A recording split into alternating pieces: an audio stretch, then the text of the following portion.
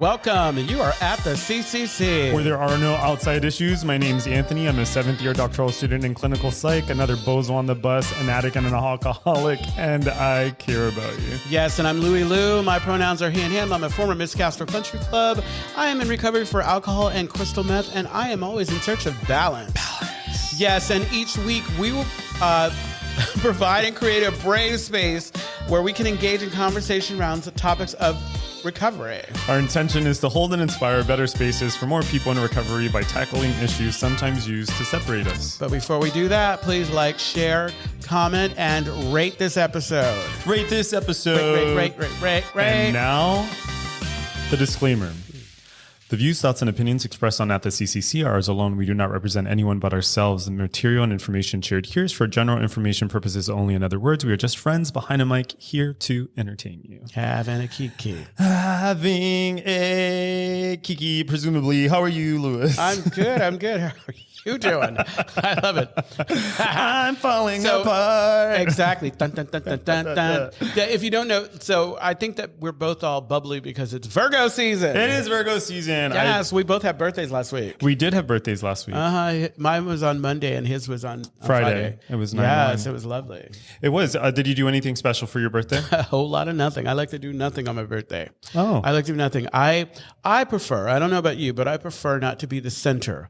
I think that maybe in a few days or next week or something, some friends and I were coming together for a birthday dinner, but I prefer to just have it be an opportunity for, I don't need to be the center. I'm always in the center. Got it. Wow, that sounded like a lot to unpack. It was. And today's episode. We're starting early, huh? We're starting early, yeah. Yeah. So for my, funny that you should talk about being the center, because on my birthday, I was telling my partner after. So it was the first day my partner and one of my closest friends were meeting, and we did 2 escape rooms and we had dinner, and I had like such a great time. And I was telling him later on that night that it was so hard for me to feel deserving, that I was like, oh my God, here are these like 2 incredible people in my life and they're doing all of this great stuff for me. And I was like, oh my God, I can't believe, like I was just, anyway, accepting love and accepting people showing up for me is, do you hear that? I love that, but I'm still kind of stuck on the 2 escape rooms. I thought like, so we did so well on the first one. And my friend Melissa and my partner, they were both down to do another one. And I was like, oh my God, sign me up. And so we did. We took a 30-minute break and then we went and did a second one. Absolutely. It was a lot of fun. Those noises, that was life on life's terms. That was life on life's terms. That is the sound. That is the city sound of San Francisco. It's like, whoop, whoop. That's the sound of the, sound of the beast. But you're well. Okay. Yeah, no, I'm good. And you are too. I am mostly. Yeah, I'm good. I've just been spending a lot of time at home because I've been doing all this work. And so I've been trying to get into anyway, it just feels, it's crazy making like working from home. It's not for me. Hey, shout out to Federico over there. Shout out to Federico, who's in the studio today. Listening in. He's listening in. He helped set up. Set up, and he's being of service. Work. We love you. We do love you, Fed. And of course, we love Steven, who's back there freaking out, making sure everything's perfect. Yeah, see. Okay, well, I'm going to try to move us along. Okay. Excuse me. So today's episode is on love addiction. Love addiction. Cue the music. So today's So last week it was sex addiction. What's the difference? Well, I'm so glad you asked. So love addiction and sex addiction, they're both process addictions. The biggest difference between, say, sex addiction and love addiction has to do with the kind of mechanics. So with sex addiction, we're talking about like the physiological draw to like have sex. So like either to be sexually aroused, either for the chase of sex, right? And with love addiction, there are more social components involved, right? So this has to do with like feelings that are created, right? So sex is not so much concerned with like emotional feelings, where love addiction is. Okay. Right. And so with love addiction, so for example, with love addiction, you can be addicted to, say, like texting with someone and cupcaking and having those like fun, flirty feelings in the very beginning of a relationship, or you can be addicted to the drama of being in a relationship. Right. Where with sex addiction, it's more about like getting off, or the chase of getting off, or the like likelihood that you might be able to have some type of sexual release or sometimes sexual gratification. Hey, can I ask you a question? Okay, Yeah. so we were talking at lunch before. Like, is it possible that not all forms of love addiction are bad? Well, so that's a very good question. So when we're talking about process addictions, those are much more nuanced conversations, right? Because when we're talking about substance addiction, we can say bad, good, right? We can say meth is killing you, alcohol is killing you, right? With love addiction or sex addiction, we can't really say that, right? And for example, like one of the things we talked about in the last episode is that there isn't a kind of clinical diagnosis for sex addiction. There's like hypersexuality or compulsive sexual behavior. Similarly, with like love addiction, there isn't a formal diagnosis around that. But what we do know is that there are behaviors that are related to sex, and what we do know is that there are behaviors related to like love and relationships that can be harmful, right? And I guess I would say like I see these things on a continuum, right? It's the same thing with like eating disorders, or rather like Overeaters Anonymous, right? We need food to survive, right? So can we say that like, is all eating bad? No, not all eating is bad, right? No, not at all. Right. So I appreciate the question. So, okay. So today's conversation is going to be on love addiction. So I just want to, some sources that I'm going to be drawing from. There's a great scholarly article by Arp et al. Called Addicted to Love: What is Love Addiction, and when should it be treated? There's some great stuff on Psych Central. There was one article written by Ari Howard, called Love Addiction. And then, of course, I'm going to be talking a little bit about Bowlby's attachment theory. And so anything Bowlby you can find, he's a well-known psych scholar. So when you think about love addiction, what's like something that, well, are you familiar with the idea of love addiction? Not completely. I think I was more understanding of the idea of sex addiction, but again, in the conversation we were having before, I was thinking like maybe love addiction is, and not having the words to completely describe it, but maybe like when the way I had expressed it, it's like the way you grew up, the way you experienced how love showed up, and you grow up and then you model, even if it was unhealthy, you're looking for that always and not knowing it. Yeah, we should talk about that. Yeah. So I just kind of want to break it down a little bit. So when we talk about addiction in general, what we're generally talking about is like a compulsive addictive behavior to, say, a specific stimuli, right? So with alcohol, maybe it's the feeling of intoxication that we're after, right? With heroin, it might be like the feeling of sedation. With methamphetamine, it might be the feeling of elation. Woo-hoo, exactly. Right. And so I was always trying to go up. So up. So when we're talking about addiction, we're talking about the drive to pursue those things despite the consequences, right? Despite the consequences. Or in spite of the consequences. And so when we're talking about love addiction, what we're talking about is like an emotional condition that's characterized by unhealthy attachment to love or the feelings of being loved, right? So this might be, like you see someone who's constantly in a relationship, like they're jumping, like that could be like a form of love addiction, or someone who enters into a relationship and so they start to like neglect all of their responsibilities, or they start to isolate themselves. And that isn't always, one of the things I want to make clear is that there's going to be a lot of overlap between, say, what I'm calling what might be considered like unhealthy and what's actually healthy, right? Is it also maybe like better for this, like, because when I think about love in like its purest form, it's a beautiful thing, it's a good thing or whatever. So is it maybe the idea of love and not love itself that is the issue? What is love is what you're asking. Yes. Yeah. So, you know what's interesting? I wasn't going to talk about this, but what's really interesting about like the history of love and the way we conceptualize dating is that a lot of what we characterize as love and dating and stuff like that is actually relatively new. This is all stuff that's come within like the last 50 years. For example, like so the idea of like pursuing someone for like the emotional, like that's a relatively new idea, right? Like there's some articles out there that'll explain that love, for example, depending on like your socioeconomic status, was treated differently, right? Like for like high SES, love was considered a way of preserving wealth, right? And so you see this with like royal families, right? A more middle class concept of love is like love as a way of evening out, right? Like, so you have to arrive with your own stuff. I have to arrive with my own stuff, and we'll take care of each other. That's a more middle class idea of love, where a lower SES concept of love, is this idea that love is actually separate from like financial well-being and health. Love is kind of independent of that. So basically what I'm saying is that this idea, what we're calling love, is very complex, and it's culturally informed. It's informed by like the time you're living in.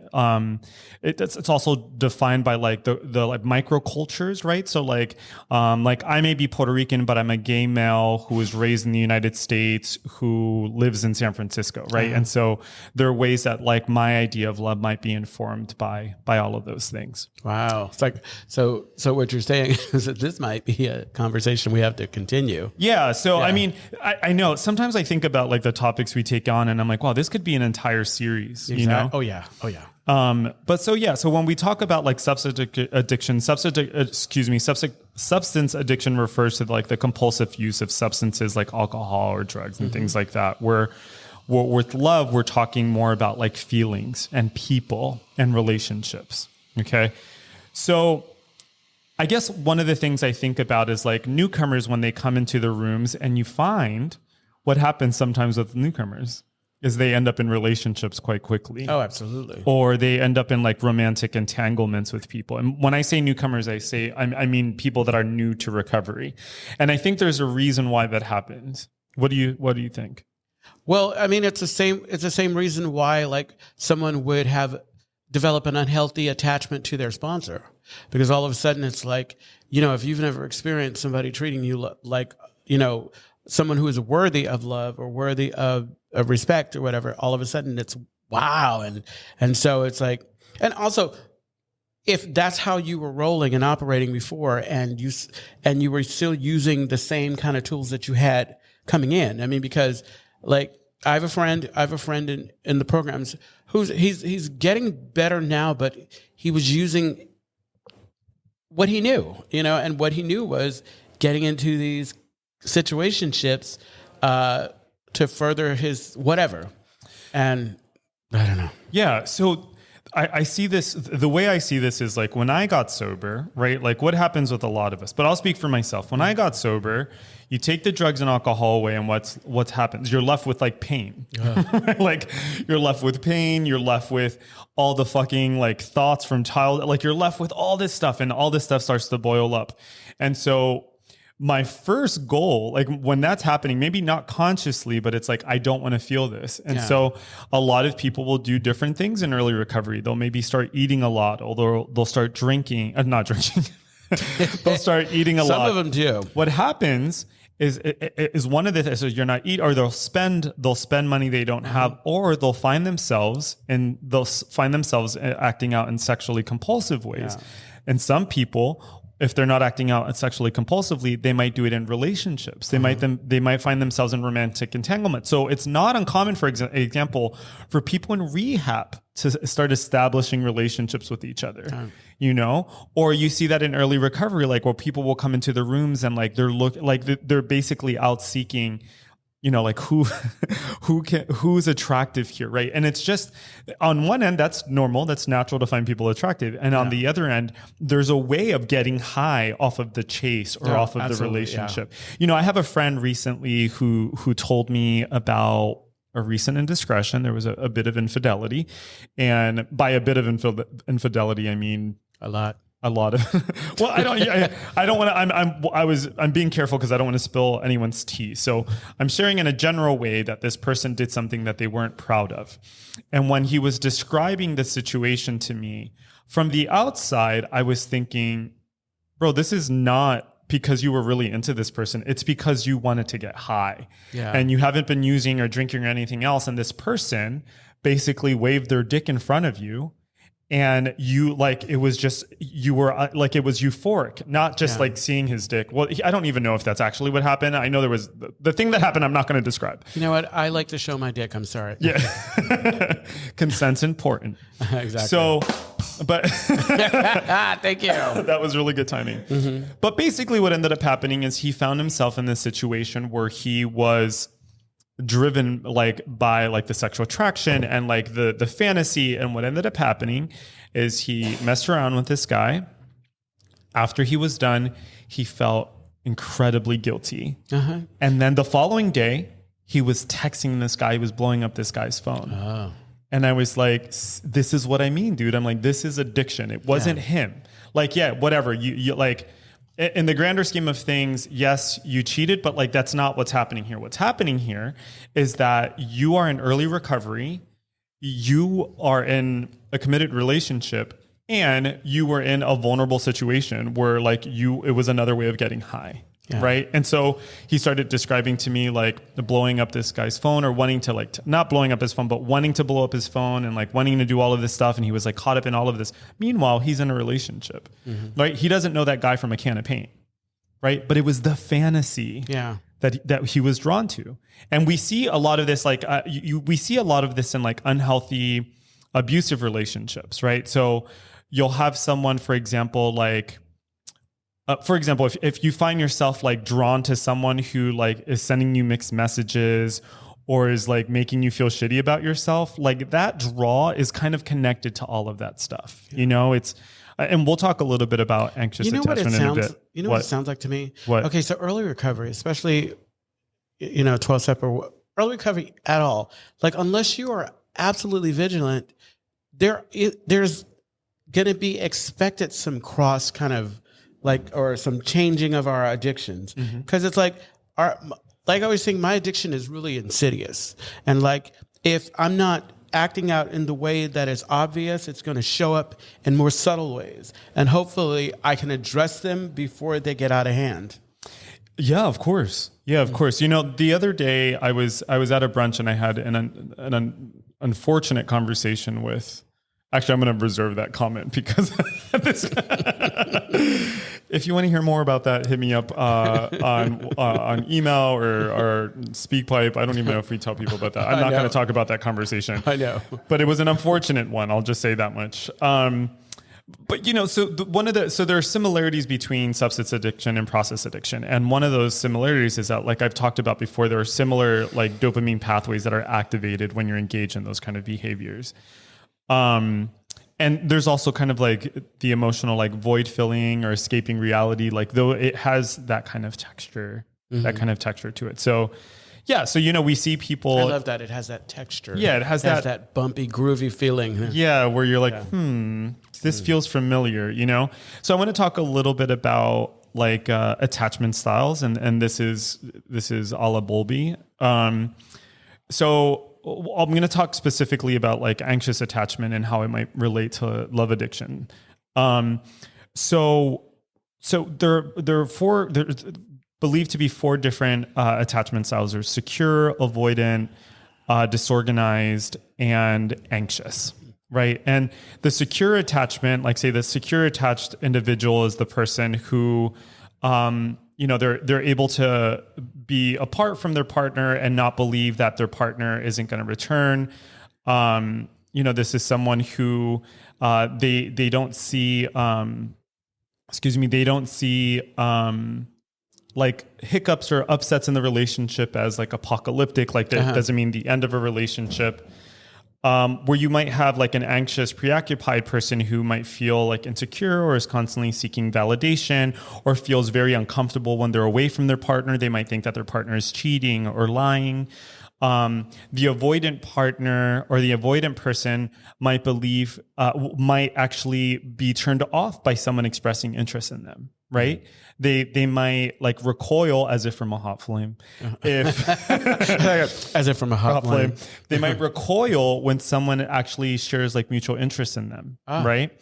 And then you have avoidant, anxious, disorganized. So a person who has like a disorganized attachment, they recoil if you show interest, but if you don't show interest, then they want you more. Right? I don't know, but that sounds like somebody I know. That sounds like you. Shut up. Oh, yeah. We have a comment. Oh, let's hear the comment. Jaylon writes, well, hello, Jaylon. Hi, Jaylon. Jaylon writes, what makes wanting to love someone or be loved by someone an addiction? In recovery, we tell people all the time to let us love you until you can love yourself. I think we can agree and say we all need love and connection to survive, but when we classify it as an addiction, I can only assume there's some partial negative connotation with being addicted to love. Thoughts? So the question here, what makes wanting to love someone or be loved by someone an addiction? So that's a very good question. So like with everything else, what I'm talking about is when and we can use program speak here, when a natural instinct kind of goes beyond what it's intended to, right? So like, for example, we talk about our fair share, right?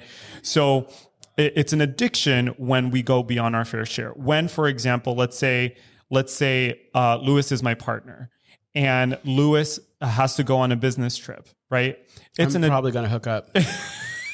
I'm almost certain I will. Sorry. I love you, but let's say Louis goes on a business trip, right? And now I'm blowing up my phone. I'm not going to go to work because I need to know what he's doing. In fact, I'm going to spend money I don't have to get on a plane to go where he is so I can watch what he's doing, right? Like, so that's what, like when that feeling starts to kind of get beyond us, when we're wanting more from someone than they're able to provide for us. I hate to lighten the mood, but it's probably because I put it on you real good. What are you talking about? No, you said if you get on a plane and fly to me, because it's like, I'm like, yeah, swish. Yeah, and that sorry. No, it's okay. I lost my train of thought. No, you were talking. Oh yeah. Well, what I was going to say is like, that's actually a good, I'll take your joke and I'll make a point of it, is that like sex addiction and love addiction, there can be an overlap, right? Mm-hmm. There's a way, for example, I heard this I read this in a text somewhere, that like one of the dangers of casual sex, and there's nothing wrong with casual sex, whatever. Yeah. What I want to say is that one of the dangers of casual sex is that sex can be a bonding agent. And I know, we hear a lot of people talk about, well, like sex and intimacy or sex and love are not the same thing, and I can just have sex without feeling connected. That is fine. Personally, one of the things that I've had to do is I've had to learn how to reintegrate those two things, to have love and intimacy and sex be together, because I don't want to bifurcate. I don't want to separate those things inside of myself. I want to feel like an integrated human being. No tea, no shade. So when I think about like sex has a way of bonding people, whether you want to bond or not, right? And there are ways that we try to short circuit that. So we might have an anonymous setup, right, where you don't see the other person. So that's a sheet with a hole. A sheet. There could be right, and those are ways of preventing there from being too much connection, right? Like just making it strictly about getting off. Uh-huh. So what was I getting at? Oh, so there's a way, for example, that like sex can make you feel bonded to someone that you have no business feeling bonded to. Yeah. Right. Like that's just, it's just a way that their bodies are programmed, is to develop like those connections when we have those feelings with other people. You imprint on the wrong person. Yeah. Yeah. I mean, one of the things that I've been doing a lot of thinking about just around my research around like same-sex intimate partner violence is the way that sex can complicate a bond. Like we hear of people, well, I stayed in the relationship because the sex was good. Actually, there's a lot more going on there, But Jaylon, hopefully I answered your question, and if not, just give us a follow-up. Yeah. So yeah, it's when, love is an addiction, or like anything else, it's when we're doing more than we need to, right? It's kind of analogous to food, right? Like there's nothing wrong with dessert, but if you're eating if you're eating a whole flan and like, and then hiding the flan, you know what I mean? Eating Or the flan and crying while you're eating. yeah, and then, you know what I mean? Or like, why can't I get enough of this flan? And why? And now I need all the flan that's over in the other place. Yeah, I don't know why I chose flan, but you know, the point is that like, you know, when we go beyond that, I don't ask questions. I just love there's a method to Anthony's madness. There is. So basically what I want to get to here is that this is like another one of the, like, love addiction, like sex addiction, in my opinion, they're very common. You know what I mean? These are things that are very common, especially in my observation in gay culture and gay male culture specifically. And like these things often don't go discussed because they've been normalized, right? Mm-hmm. And so I think that's like one of the things that's really tricky about love addiction is that sometimes there are things that are culturally informed that are not exactly the healthiest. So like one of the things that I can relate to is you know, I've shared I'm Puerto Rican, and I bring that up because there is the stereotype of like the jealous Puerto Rican boyfriend or the jealous Puerto Rican man, you know? And if you listen to a lot of like Spanish music, or especially like Spanish music written like by like Puerto Ricans, there are sometimes themes of jealousy, you know? And there's a way in which like jealousy is normalized, at least in Latin American culture, not just with Puerto Ricans. But yeah, so love addiction. Yeah. Yeah. No, I was just honestly, I was just listening. I mean, it's like, again, it's kind of like with sex addiction. I feel like an observer. Mm-hmm. You know, I don't have like personal experience with it. But I was thinking about this whole idea of like love addiction. We kind of talked about it before. Like, when you are exposed to this idea of love when you were growing up or whatever, and it has to do with like abnormal love or love that's not like healthy, and you don't know, you don't have any other kind of examples of like love that can be positive. So you get older and you start to look for that in people, and knowing good and well, or not knowing good and well it's healthy, just believing that this is how it's supposed to be. Kind of like this idea of I guess a common in the church, this idea of these roles that people play where it's like, I'm the woman and I'm supposed to be submissive and I'm not supposed to do this and I'm not supposed to listen and buy into this or whatever. And so every time I go looking for it, I look for this. And if it's not there, it's not real, it doesn't make sense, you know? Right. So you're reminding me of like, so there's some theories that suggest that when people are first trying to fall in love, so what they're trying to do is they're trying to remedy the transgressions of their early caregivers. In other words, what's happening is like we grow up with our primary caregivers, mm-hmm. and we have certain experiences.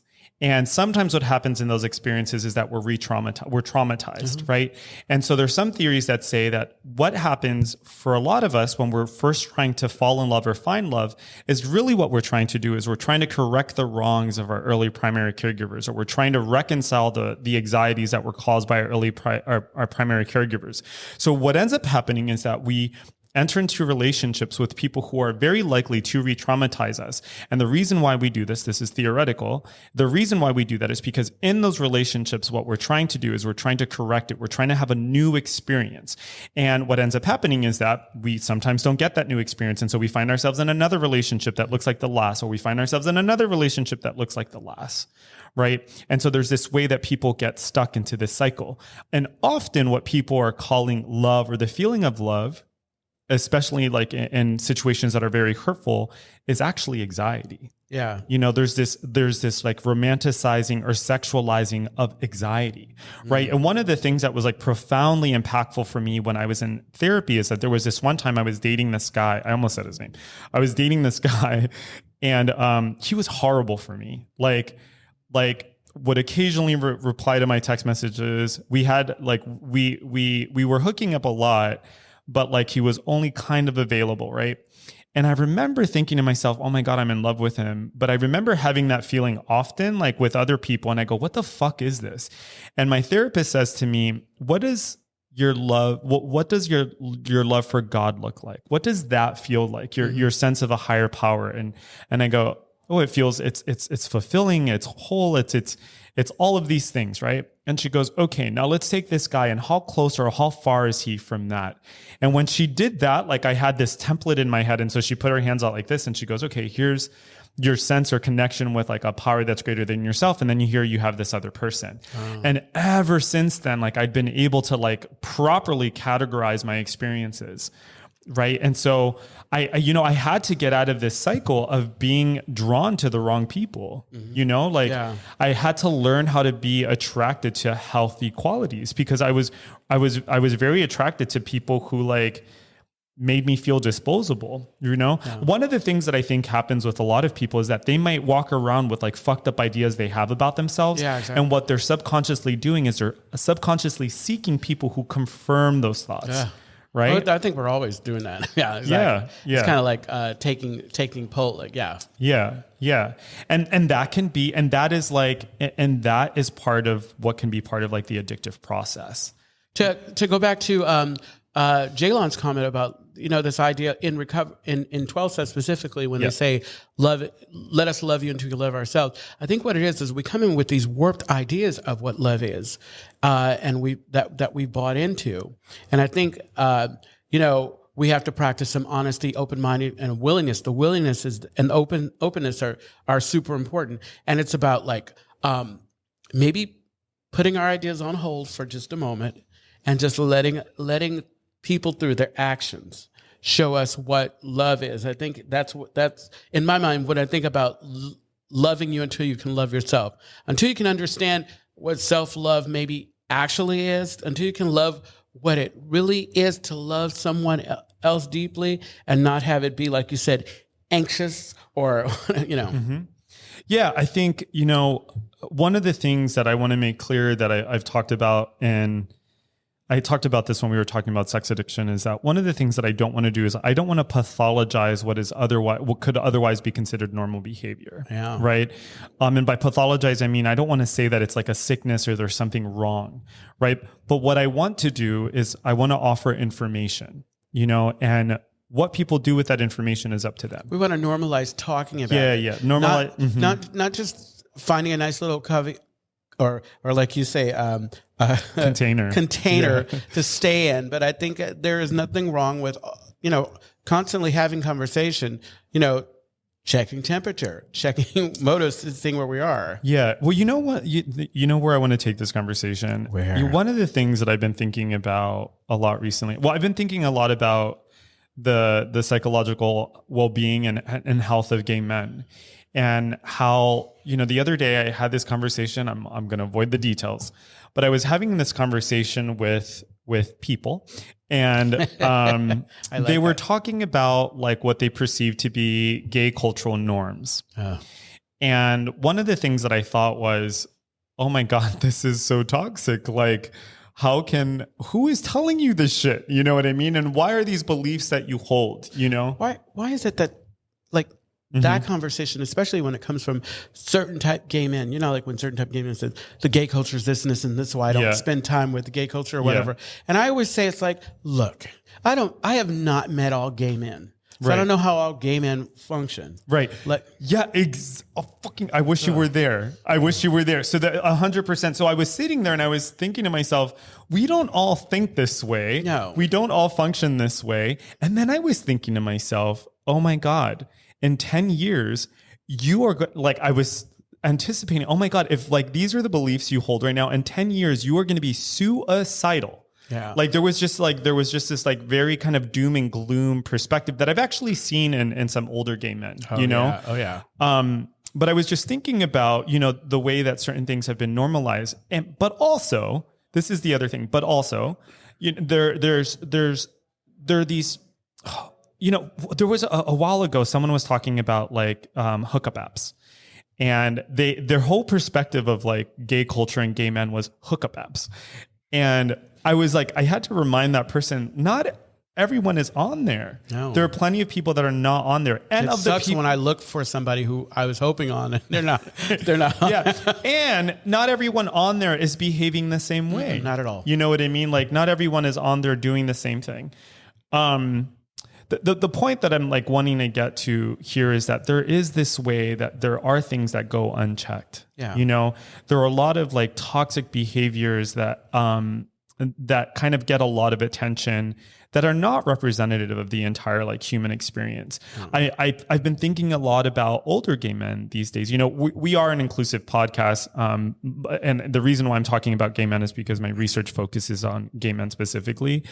And so I've been thinking a lot about like older gay men and the way older gay men tend to feel invisible, or the way older gay men, especially like long-term survivors of like HIV, AIDS, you know what I mean? Like there's like this perspective in this way that like we can be more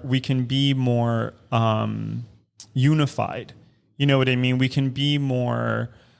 can drop our swords and shields that are left over from like, say, when maybe we were baby gays and we had to defend ourselves. Or like, there's just a lot of things that are also just kind of like the drug use and drinking and all of this other stuff that has been normalized. That we don't talk about enough. I mean, as people in recovery, I think we have those conversations a lot. And we're fortunate because it's like, and even with the podcast, it's like, I feel like we get to have conversations that sometimes it's easy to take the stuff for granted. Yeah, for sure. You know, one of my hopes, you know, while I'm alive and you know, working in mental health is to help LGBT plus identified people to feel like more complete human beings, and that we have so much more to offer than our bodies, or we have so much more to offer than what other people see, you know, and that we can actually have fulfilling, productive, meaningful lives that are not restricted to these like very very small ideas of what like a life can possibly be. Absolutely. You know? So love addiction. So we have a comment. And the comment is, Jaylon writes, "It's funny you talk about being stuck in the cycle, essentially trying to break the cycle. For me, what that looks like is what I've been taught to do, which is love hard. However, recovery teaches me to not have expectations. And so the duality my upbringing teachings and what I've learned in recovery, which is to not hold people to expectations they didn't ask for, has put me in the challenging place of really validating my own worth despite my best efforts at showing enough interest." Thank you for that, Jaylon. So on that one, it's like, and I feel like the thing that I had to learn was that folks were not going to be the same to me as I was to them.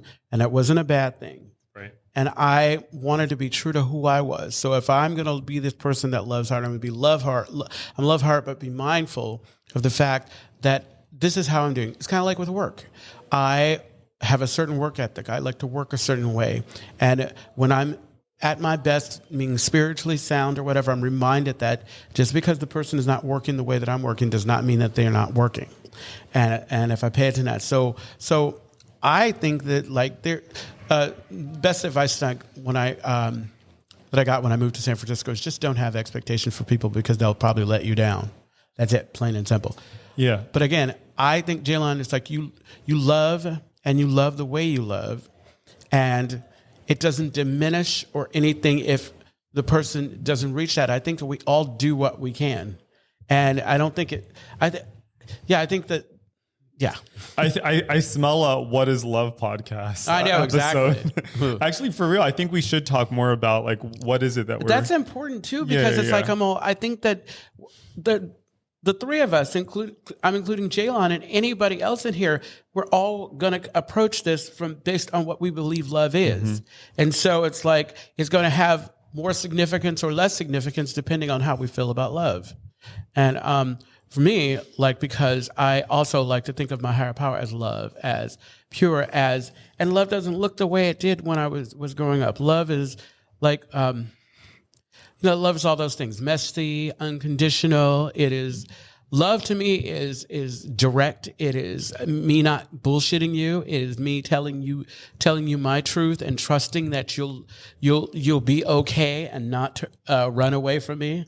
There's so many ways to look at love. It's not all butterflies and everything. It's not sticky. It's not gooey. It can be sticky and gooey, But for the most part, it is like a warm blanket on a cold night. Yeah, we've talked about this before. Where bell hooks. God, I think it was bell hooks.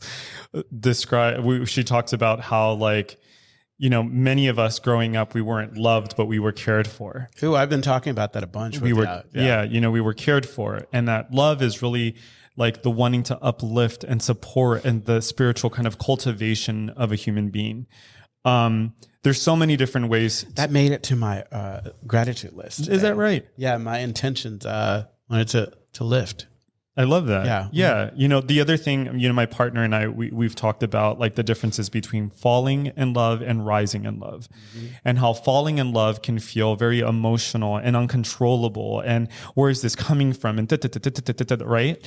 Or you can rise in love where I like rising. Yeah. Where you can rise in love, where love it's intentional. I fall into deep like. I don't fall into love. I fall into deep like. Right. And there's a way that we can rise into love. Ooh, where we can have commitment, it comes. I love that idea because it comes from us getting to know one another. It comes from us spending time and developing it. Because I can, this idea of love at first sight, I can see you or whatever. I couldn't possibly be in love with you not knowing anything about you. That's right. I can be in lust or like or whatever, but being in love with you and not knowing because you could be the worst person around. Right. And that's happened.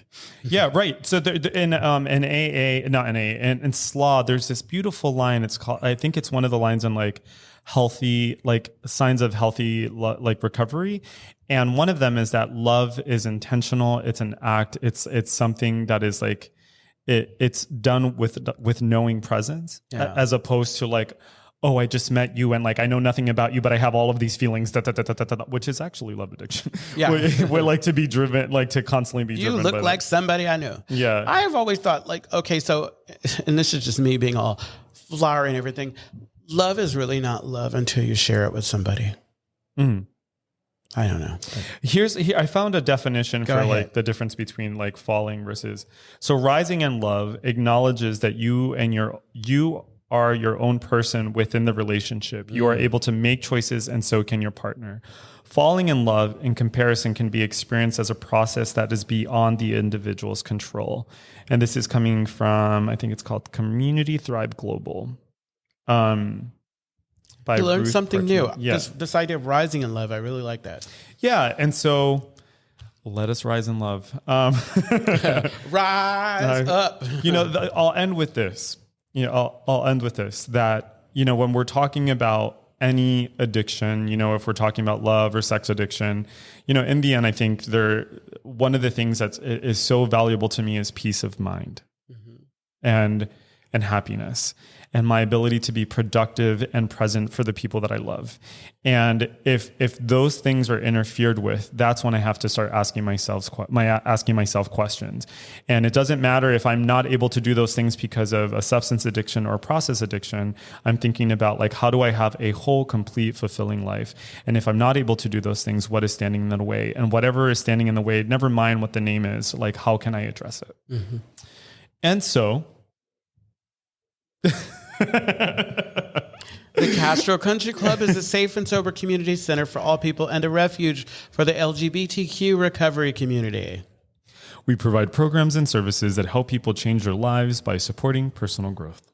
Our vision is to reduce the suffering of addiction by connecting people to community, opportunity, and support. You can find more information, including all the ways to contact us, at www.castrocountryclub.org/podcast. Yes, and tune in every Tuesday at 4 p.m. Pacific Standard Time when we go live on our Castro Country Club Facebook and YouTube channels. Find us wherever you listen to podcasts. And please rate us. Rate us, comment, tell your friends. Yeah. And you're still recording? Yeah. Okay, we're still on. Yeah, we're still on. I felt like it was heavy on this side. It was heavy on... It was heavy on this side. Yeah, I don't know. What was that like for you? Well, no, I thought that it would be heavy on this side just because, coming into it, it's I'm kind of an observer, not the right way. I am opening myself up to having this conversation because I'm, it's I don't have the in my mind, I don't have the experience. It's probably very well that more, like I say, more will be revealed, and there may be something that comes up. Because I mean, I'm pretty sure that I've got some work. I've got my own personalized work versions of love and how I show up in love with people. But mainly, that's fair. Yeah, so it's like I don't know. Yeah, Steven, could you turn the light off, please? I know we have the blaring lights, or turn them down. I know. I feel like. Thank you. Yeah. I mean, I yes. Yeah. It's all of all the things. Yeah. I was thinking. Yeah. What's been really cool for me recently is that I'm mostly like the worst of like my anxieties has passed, and I've gotten so much help, and you've been a part of that. And what I'm noticing is like one of the things that we talk about in recovery a lot is that, like a lot of the shit that we went through, like that's the capital, that's the stuff that we get to use to help other people. And sure enough, I keep having people come into my life who are at a different part of their own recovery process around like relational anxieties or like love and like attachment stuff and family stuff.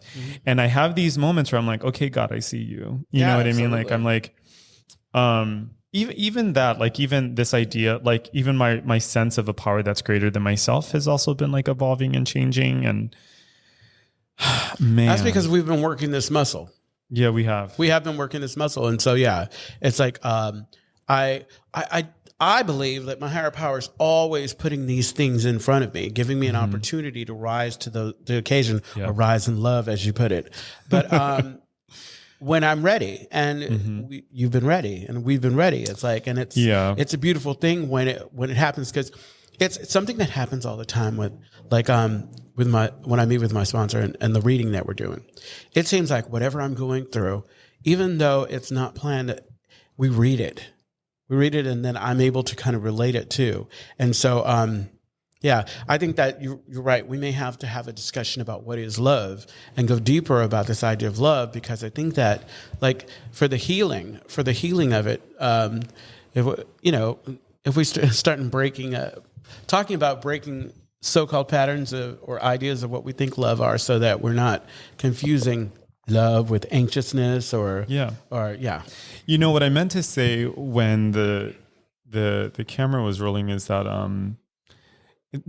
we all have these basic needs. Like fundamentally, all of our needs are the same. We all have a need to be seen and heard and loved, and to feel special, and to feel like we are important to people. Like we all have that need. And in many ways, like when I think about humans or adults, like we walk around and we've acquired these like personalities and identities, right? And we have these very kind of advanced ways of protecting ourselves and hiding behind our personalities. But fundamentally, it's all the same. You know what I mean? Like every single one of us has the capacity to experience love, to feel pain, to want closeness, to want to feel seen. Today I was talking to a good friend of mine at work. And, she was talking about like some family dynamics that she has going on, and she was describing her current relationship. And it just reminded me of like all the other conversations that I've had with people in and outside of the recovery rooms, and how so many of the things that we think are so unique to us are actually not unique. Not at all. Especially when it comes to addiction. I mean, I love like one of the things I love about like Alcoholics Anonymous and CMA and like 12-step in general is that there's this way that it's made like these kind of what seem like complex ideas quite simple. Oh, absolutely. My bishop, when I was going to church, used to say, bring your luggage. Somebody has a matching set. And the beautiful thing about that person having a matching set, they can talk to you if you're open to it about their experiences and how they walk through it. And it's kind of like they talk about with like this idea of one alcoholic sitting across from another, because we don't go for this frothy appeal. You can use all your book jargon and everything, but I want to hear the words. I want to hear this idea that you get it. And usually it's our language. It's our language and the way we feel and our body language and all that good stuff that lets another person know, oh yeah, I have been through that. Yeah, 100%. That's such a good point, because I feel like when it comes to like addicts and alcoholics, like they can bullshit everyone but each other. Oh, absolutely. You know what I mean? There's this way, like there's just this like this knowing that a lot of, in my experience anyway, that like people have, you know? And so like when, you know, you have someone who's sharing their story, you can normally tell when they're like putting it on. Oh, exactly. That's why when the nerves come, because it's a little different when folks are sharing from the floor and kind of it's sometimes it can be a little performative. Yeah. You know? But again, my sponsor really helps me to see everybody gets 3 minutes. You go beyond the 3 minutes. I can judge you beyond 3 minutes. Yeah. But you get your 3 minutes, so I get to let you have that. But when people are sharing from the floor, you know, they get to tell their story and tell their story in a way that, yeah. Yeah. You know, and gosh, I've been thinking too, you know, I've been doing a lot of fucking thinking, but I've been thinking too about you always think. I'm planning a vacation soon. I need a fucking vacation. Like I want to be unplugged. I want to be away from massive crowds of people. I want to be in nature. I want to fucking hear birds. I want to hear water. I want to smell mud. I just better than I am. My idea of a vacation is just not being at work. Yeah. I need to be like out of the TL. Like that, you know, I'm pretty sure someone's done some work on this, but I am like the TO is starting to get to me. Like it's like it is. It has been getting. Well, it's tough because I was talking to somebody today at the TL. It's different. It's different than it was before because before it's always had that kind of grittiness to it. But since the pandemic, it's really intense, and it's got to be weighing on you if you wade through that. If you see it, it's like every day. And I live above a barn. I live above a bar, and like I'm constantly hearing like there's all this noise coming down from the bar underneath me, and like when I'm walking, like there's death literally everywhere. People like decay. There's literal shit on the pavement. And it's not dog shit. Not those big heaps. And it looks like whipped something. Yeah,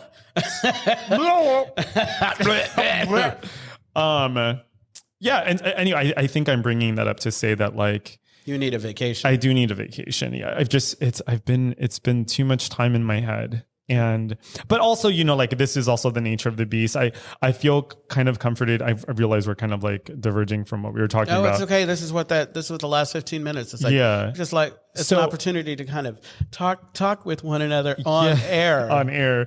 So apparently the building that I've lived in, my sponsor's husband lived in my building when he was in graduate school. Oh. Then there's so it's a starter building, huh? Yeah, so there's a person in the fellowship who was living in my building when she was in law school. Okay. And there are other from what I've So what you're saying is that there needs to be like a massive sage burning in that building. Yeah. Well, what I'm saying is like I feel encouraged by that because like that's the phase that I'm in my life right now is that like, oh, you know, like it's not always going to look like this. You know, like I'm starting to feel crowded in my studio. I have like my fucking desk and then there's my sofa and then there's my bed. And like, I'm just like, oh, I need to get out of this.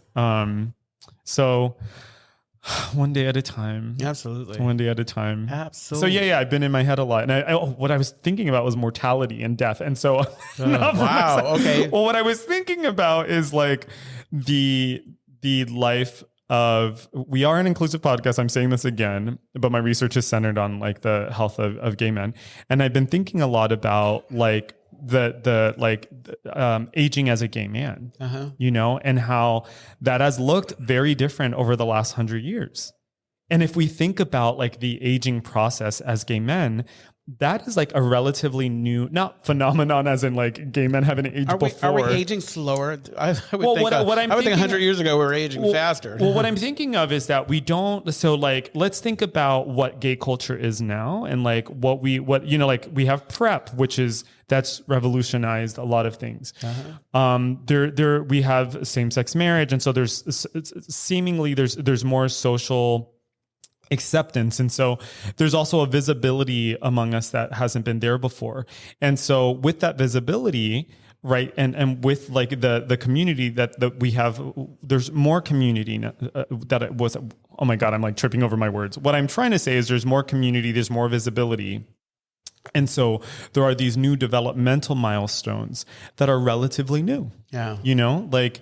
And so one of those things is, have we learned as a community to age as gay men? Is there a way for us to do that in a way that's like healthy and life affirming? Someone was talking the other day was talking about like gay death, and I was like, oh my God, this is the most toxic shit I've heard in such a long time. And I'm like, that does not need to look or sound that way, or this like privileging of certain appearances or bodies. And I thought, this feels, I miss the day when this feels problematic. And I'm half joking, is like, I miss the day when gay people were forced to come together. Yeah. Because there was a need for us to be together, and there was a sense of camaraderie and community. And now maybe, developmentally we're at an earlier stage because we haven't been able to experience all of those things because, we were all hiding in the closet. And so we lost generations of teachers. We lost a generation of teachers through the AIDS epidemic. So it's like, that's a challenge. I think that I feel like, to a certain degree, and not everybody is participating because we also have this idea of gay privilege, gay cis male privilege. Now, but because of some of the things that are happening in the country, some people are coming together, and also people of color. Yeah, are coming together and realizing, this struggle is far from over. Yeah. Like I said earlier, my hope, is that we as a community can start to see or experience fuller lives, not to say that we aren't having those experiences, but at least my research has shown and I see it in my experiences with other people is that there are these kind of these subtle flows and not so subtle flows that impact our mental health and our livelihood, I was just talking the other day about I live in San Francisco and would I feel safe living anywhere else? Oh God, it's would I want to live? You know what else? I mean? Yeah, exactly. Yeah. I love my hometown and I love my family, but I don't know that I would feel safe living there. Yeah, exactly. To feel like I have to go back into the closet or to feel like I don't have a community, especially the AA community here is so vibrant. Could I leave that behind? Well, I'm like a broken record with regards to what you were saying. I feel, as far as this idea of building this community, being open, I think that we are doing our part by having these conversations and normalizing these conversations. And I think anyone listening, it's have those conversations, find folks to have those conversations. Cause I think it's about connection. I mean, know how they say connection is the opposite of addiction? Connection, normalizing talking about love addiction, sex addiction, about all the things that we talk about, are the things that you want to talk about, the things that you feel like you need to talk about. There's, there's a group, I think it's out of Atlanta. Let me see if I can find them in my inbox. There's this group, I think they're called CSP. Oh God, I hope I can find it.